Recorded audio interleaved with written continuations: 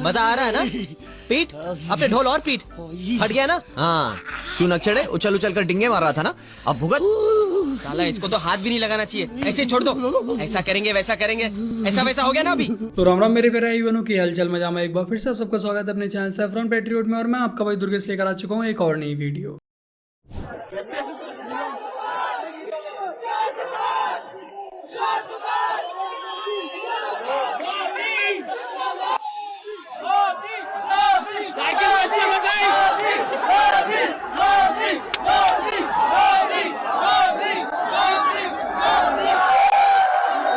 भाई जी कुर्ता पैजामा और लाल टोपी लगाकर चले थे नेताजी बनने और बेइज्जती करवाकर लौट आए। एक साल में कम से कम 100 दिन नरेगा का काम मिलेगा।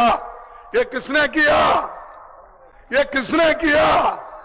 अरे जोर से बोलो, अगर तुम्हारे में दम नहीं है लड़ेंगे क्या इलेक्शन? नरेगा का काम सोनिया गांधी और मोमनू सिंह ने किया। भाई ये मोमनू सिंह कौन है? ये कोई नया नेता आया है क्या? और खड़गे जी बेचारी जनता को भी पता है कि कांग्रेस की इन चुनावों के बाद क्या हालत होने वाली है, तो बेचारी में जोश कहां से ही आएगा। ये बेचारे भूल जाते हैं कि अब वो समय बीत गया, जनता जाग चुकी है। अब जनता के बीच में जाकर अगर ऐसी हरकतें करोगे तो अपनी फजीहत कर पाओगे ही। चुनाव आयोग को लेकर शिकायत है, फाइनल डेटा अभी दिया गया है जिसमें 2 करोड़। देश को सबसे ज्यादा सुरक्षित बीजेपी ने किया। रेजांगला जैसा मेमोरियल। मानता हूँ कि चमचे किसी की भी नहीं सुनते, चाहे आप उन्हें लाख फैक्ट ठीक क्यों ना दिखाते, बट चमचों से कहना चाहूंगा कि कम से कम अपने मालिक साहब यानी अखिलेश यादव की तो बात सुननी चाहिए। 7 तारीख को तीसरे चरण में जो चुनाव होने जा रहे हैं, मैनपुरी का चुनाव जब हो जाएगा उसके बाद हम बता दें। ताकतवर हम बहुत है, बस सत्ता की ताकत में नहीं। कि लड़के हमारे भरे बैठे हैं, हम ही उन्हें रोक के रख रहे हैं और हम चाहेंगे कि रुके रहे। ये जय श्री राम वाले ही हैं, निकाल देंगे इनका राम बाहर, रुक जाओ। ये जय श्री राम वाले ही हैं, निकाल देंगे इनका राम बाहर, रुक जाओ। ये अखिलेश यादव के करीबी गगन यादव हैं और जैसे समाजवादी पार्टी की परंपरा है उसके अकॉर्डिंग ये समय समय पर जहर उगलते रहते हैं। फिलहाल इनसे यही कहना चाहूंगा कि आप राम भक्तों के अंदर से राम तो नहीं निकाल पाएंगे, बट हाँ इस चुनाव के बाद आपकी पार्टी का राम नाम सत्य अवश्य हो जाएगा। बनगा उनका पर्ची बांटने का काम में होता है। ये पर्ची ये आधार कार्ड बना रहे फर्जी। बताओ बेटा कितने भेजा तुम्हें यहाँ? किसने भेजा आपको यहाँ? तपन सर ने भेजा। चुप यार, किसने भेजा है? पर्ची दी थी तो वोट डालने किसने भेजा आपको? पर्ची आई तो आ गए वोट डालने। अच्छा, आपका नाम क्या है? फरीन। और ये पर्ची किसका वोट डालने, वोट डालने किसका आई हो? फरीन और आपका नाम क्या है? फरीन। फरीन नाम है, फरीन का वोट डालना आई हो? 8th class. ये फोटो आपका ही है? हाँ। 18 साल की उम्र। 8वीं क्लास में 8वीं क्लास में तो 18 साल होते हैं। वोट कैसे बना तुम्हारा? ये फर्जी नया आधार कार्ड फर्जी है। बना हुआ है अभी बना। एक तरफ हम लोग हैं जो अपना ही वोट डालने के लिए घरों से बाहर नहीं निकल रहे हैं, एक तरफ वो लोग हैं जो अपनी नाबालिग बेटी को फर्जी वोट डालने के लिए भेज रहे हैं, क्योंकि वो जानते हैं उनके एक वोट की ताकत क्या कर सकती है। जमात की तंजीम ने ये फैसला किया है कि पूना शहर और जवाहर और अखलाक के 4 कैंडिडेट्स की हिमायत की जाए, जिसमें पूना शहर से जनाब रविंद्र सिंह, जिनकी निशानी हाथ का पंजा है, उनकी हम हिमायत करते हैं। इसी तरीके से शिरूर कॉन्स्टिट्यूंसी से जनाब अमोल कोहले साहब को की हम हिमायत करते हैं, जिनका सिंबल तुतारी है। इसी तरीके से बारामती कॉन्स्टिट्यूंसी से हम मोहतरमा सुप्रिया सुले की हिमायत करते हैं, जिनका सिंबल तुतारी है। और इसी तरीके से मावर कॉन्स्टिट्यूंसी से मोहतरम जनाब संजोग वागिरे की हिमायत करते हैं, जिनका सिंबल। इसी को कहते हैं वोट जिहाद। मदरसों से मस्जिदों से कुछ मौलाना मौलवी इमाम बाहर निकल कर आते हैं और अपनी गुलाम जनता से जिस ओर को इशारा करते हैं, उनकी गुलाम जनता उसी ओर चल देती है। ये मेरा भाई, ये इनको देखो, ये मेरा भाई है, ये हिंदू है, मैं मुसलमान हूँ। आज तक हम लोगों में लड़ाई नहीं हुई है। ये सब नहीं है, भाई ये साथ में रहते हैं। हिंदू मुस्लिम तो ठीक है, लेकिन क्या लग रहा है ये जो बात कह रहे हैं कि हिंदू मुस्लिम सरकारें करा रही है, पॉलिटिकल पार्टी तो सरकारी करा रही है। भाई हम लोग ऑब्वियसली हम लोग क्या साल के हो गए भाई? कम से कम 4-5 साल हो गए साथ में। क्या पूरा लिस्ट देख लेना, आधे ज्यादा मुस्लिम लड़के होंगे जिन्होंने रेप किया होगा। हिंदू लड़का कोई नहीं करता, हिंदू लड़का ये भी देखता है। अब ये क्या बोल रहे हो? ये बात अभी तनाव बदलेगी। पहले जाके लिस्ट देख क्या तो जितने बीजेपी के नेता हैं क्रिमिनल है, एक से बढ़ के एक। ये क्या कह रहे हो, रेप किया सर मुसलमान, लिस्ट कौन किया है? लिस्ट देखा कहाँ देखा तुमने? कहाँ देखा तुमने? बताओ लिस्ट दिखाओ, लिस्ट देखो कहाँ देखा तुमने? भाई बीजेपी पे कहाँ देखा तुमने बे? कहाँ देखा तुमने? सत्यम ये बताओ बाबा, सत्यम कहाँ देखा? मुसलमान है बताओ, हिंदू नहीं है। ओए रुक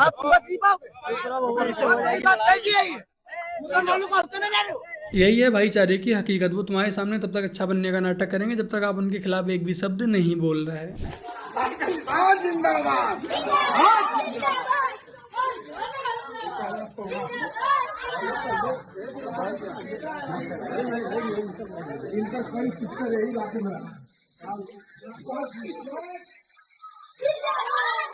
ये वीडियो उत्तर प्रदेश के आजमगढ़ की है और ये सपा पार्टी के नेताजी हैं। बाकी का आप सबने सुन ही लिया होगा कि कैसे पाकिस्तान जिंदाबाद के नारे लगाए जा रहे हैं। यही है इनकी विचारधारा, यही है इनकी देशद्रोह वाली मानसिकता। तो अब आप ही विचार कीजिए कि ऐसे लोगों को सत्ता में लाना कहाँ तक उचित होगा। ये भी याद रखे वो भी चूड़ियां पहने हुए नहीं है, याद रखिएगा।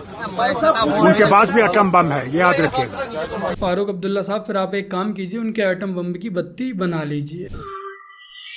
परेशान ये बहुत मर जाना ही अच्छा। हमारे अपना मुल्क में हम लोग, हमारी लड़कियां अपने मुल्क में ही नहीं महफूज, हम बाकी बाहर में नहीं सेफ है। तो ऐसे मुल्क को क्या, मेरा बाप मुझे क्या कह रहा है, मेरे साथ में सोना, उसे कहना मेरे पापा के साथ सोना है। सगा बाप था, ये सगा बाप था, उसी दिन मुझे कह रहा है मेरे साथ सोना है। जिसे मेरा ने कहा, सोचिए एक पाकिस्तान देश जो कि एक मुसलमानों का ही देश है, जहाँ पर एक मुस्लिम महिला उनके मजहब के अकॉर्डिंग ही बुर्का पहनकर रहती है ताकि इनके मजहब के अकॉर्डिंग वो लोगों की गंदी निगाहों से बची रहे। बट अफसोस की बात कि बेचारी बुर्का पहनने से बाहर के लोगों की गंदी निगाहों से बच गई, बट घर में ही अपने अब्बू की निगाहों से बेचारी नहीं बच पाई। तो भला अब इन्हें कैसे बचाया जाए? कोई मजहबी क्या इसके बारे में कुछ ज्ञान देना चाहेगा?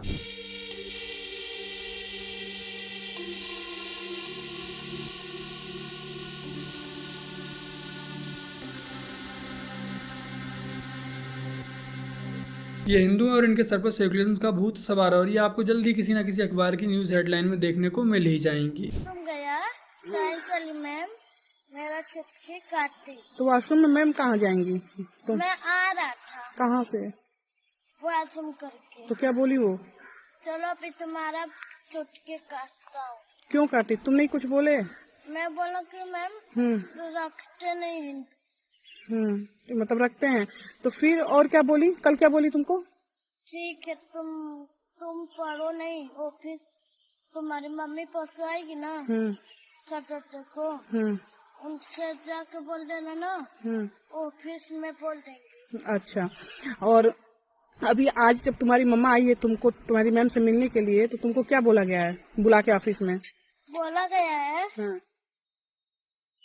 तुमको स्कूल से निकाल दिया जाए। ये वीडियो उत्तर प्रदेश के बलिया की सेंट मैरी स्कूल की है। तो उस स्कूल के क्रिश्चियन मैडम ने इस बच्चे की शिकायत, यानी कि इसकी जो चोटी थी वो काट दी। और ये हमारे देश में कोई पहली या आखिरी घटना नहीं, आए दिन हमारे देश में निरंतर ऐसी घटनाएं होती रही हैं और आगे भी होती रहेंगी। बट उसके बावजूद भी हमें अपने बच्चों का एडमिशन ऐसे ही मिशनरी स्कूल में ही करवाना है। इस तरह का डेवलपमेंट हुआ, सड़कें भी बनी है, करप्शन खत्म। हाँ, करप्शन। इधर आइए, क्या नाम है आपका? सर मेरा नाम रूफ है, मैं यहाँ का लोकल हूँ सर।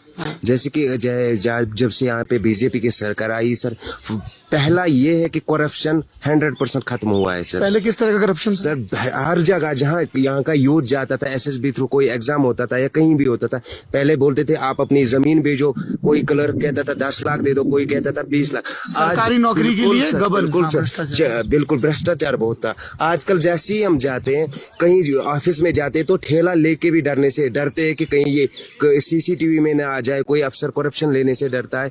और डेवलपमेंट बहुत सारी तब से हुई है, जैसे कि सर यहाँ पे टूरिज्म स्पॉट है, कश्मीर में सड़कें बन रही है। अभी ये इतना एंशिएंट टेम्पल है, ये 1400 साल पुराना एक मंदिर है, यहाँ पे रोड बन रहे, हाईवे जा रहा है ऊपर से। ऐसी डेवलपमेंट बहुत, ये पहले नहीं थी? नहीं, बिल्कुल ही नहीं थी सर। यहाँ तो कभी कभार जो थे ये ब्लॉक वाले काम करते थे, छोटे मोटे रोड्स करते थे, बस इतना कुछ होता था सर, बाकी कुछ नहीं होता था। हाँ भाई, आप एग्री कर रहे हो इससे? आप मुस्कुरा रहे हो? करप्शन था? हाँ बहुत ज्यादा। किस तरह का करप्शन? यही जो उन्होंने कहा सरकारी नौकरी में? हाँ, हर एक चीज में करप्शन। ट्रांसपेरेंसी इतनी ज्यादा नहीं थी। ट्रांसपेरेंसी नहीं। एग्जाम हो रहे थे ना वो JK SSB के, उसमें थोड़ा सुधार आया है। उसमें सुधार आया। और क्या तब्दीली हुई है?